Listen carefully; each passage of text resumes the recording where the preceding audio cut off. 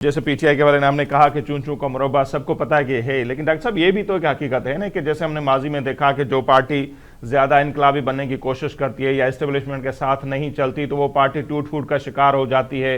मुख्तलिफ पेट्रियाट, कभी काफ लीग, इस तरह के धड़े बनती है। तो पीटीआई में भी बातें तो बड़ी चली, लेकिन अब तक वो इंटेक्ट है। कोई इस तरह की टूट फूट, अंदरूनी इख्तलाफ जरूर हैं, लेकिन टूट फूट का अमल अब तक नजर नहीं आ रहा। लोग उनके साथ हैं। तो आने वाले दिनों में अगर ये सख्ती बरकरार रखते हैं, एस्टेब्लिशमेंट से टकराव बरकरार रखते हैं, तो क्या हम वही माजी वाला सीन भी आपको नजर आ रहा है कि कोई टूट फूट होगी या लोग उनको छोड़ के भी जा सकते हैं? देखें, जो लोग छोड़ के जाने वाले थे वो पहले छोड़ के जा चुके। जैसे अब परवेज खटक थे, वो अलग हो गए। अच्छा, जो जो लोग छोड़ के अलग हो गए वो हम जानते हैं, क्योंकि ये कहना गलत है कि इसमें टूट फूट नहीं हुई। बेशुमार लोग थे इनकी टॉप क़यादत के, वो आला जो क़यादत थी सो कॉल्ड, के जो गायब हो गई। मिसाल के तौर पे इसने पीटीआई ने सबसे बड़ा सूबा 12 करोड़ की आबादी का, पाकिस्तान की 50% आबादी का पंजाब, वो उस्मान बुज़दार के हवाले किया हुआ था। ठीक है ना। उस्मान बुज़दार जो थे वो वहां के बेताज बादशाह बने हुए थे। वो कहाँ हैं? इस पूरी जो मूवमेंट या जो कुछ भी चल रहा है उसमें तो वो कहीं ना कहीं गायब हो गए ना। अच्छा, और इसके अलावा बेशुमार इनके वुज़रा थे, मुख्तलिफ लोग थे जो इधर उधर छोड़ के चले गए। तो ये समझना कि पीपुल्स इसमें पीटीआई में टूट फूट नहीं हुई है, इसमें टूट फूट हुई है।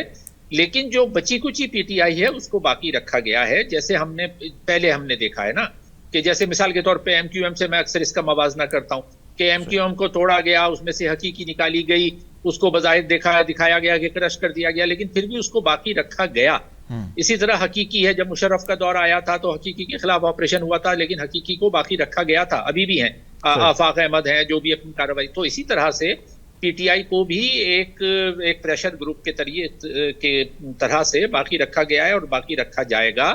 जिसका जो उसकी वजह मैंने आपको बयान कर दी है कि हुकूमत को प्रेशर में लेने के लिए इस तरह के ग्रुप जरूरी होते हैं। अगर ये पीटीआई को बिल्कुल क्रश कर देंगे तो फिर ये मौजूदा हुक्मरान जो है, शहबाज शरीफ वगैरह, ये लोग तो सर चढ़ जाएंगे ना। ये तो समझेंगे कि हम बड़े जेन्युइन हुक्मरान हैं और ये फिर वो डिक्टेशन लेना छोड़ देंगे।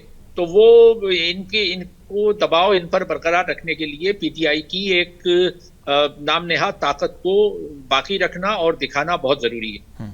लेकिन पीटीआई के अंदर ही सर हम ये भी देखते हैं कि शाह महमूद कुरैशी साहब अब किसी को याद भी नहीं है कि वो जेल में पड़े हुए हैं। उनकी पार्टी उनको याद नहीं रख रही। परवेज इलाही साहब आज़ाद हो गए तो पता नहीं कहाँ चले गए, उनका भी कुछ पता नहीं। तो शाह महमूद कुरैशी साहब को के हवाले से ये बातें भी चली थी कि हो सकता है आने वाले दिनों में वो पार्टी को लीड करे या कोई अलग से कोई धड़ा बनाए, लेकिन अब तक वो जेल में है, ना पार्टी उनको याद कर रही है, ना लोग उनको याद कर रहे हैं।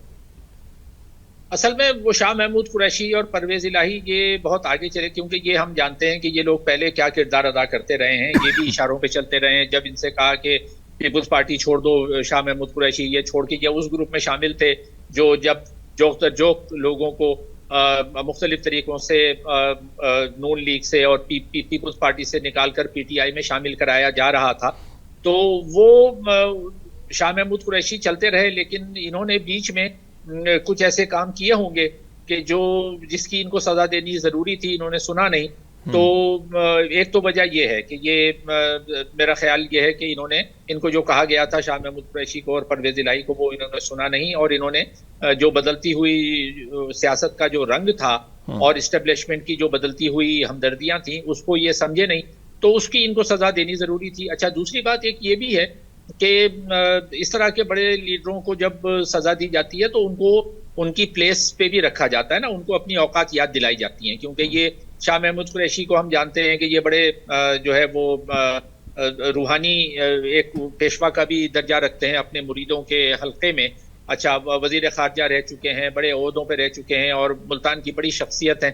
तो मतलब इस तरह की शख्सियतों को एक तरह से जब ये सलूक किया जाता है तो इसका मैं जो कह रहा हूँ कि वक्तन फ़वक्तन इतनी बड़ी शख्सियात को उनकी औकात याद दिलाई जाती है। परवेज इलाही को भी उनकी औकात याद दिला दी गई कि भाई आप ये ना समझें कि आप बड़े ख़ानदान के हैं या बड़े रूहानी अहमियत के हामिल हैं तो आपके साथ ये सलूक नहीं हो सकता।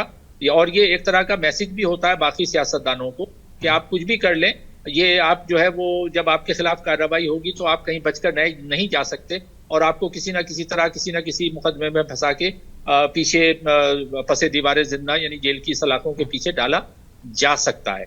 तो वो जाहिर है, लेकिन उनके साथ वो सलूक तो नहीं हो रहा होगा जो आम कैदियों के साथ होता है।